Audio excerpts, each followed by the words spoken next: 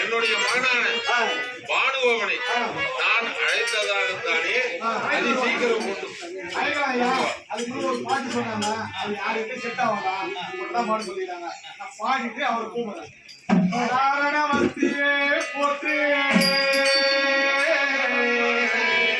நடனமிட்டாயே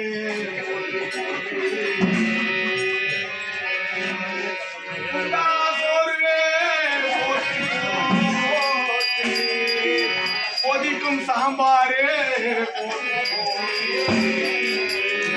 அவரக்கா பொரியலே போட்டி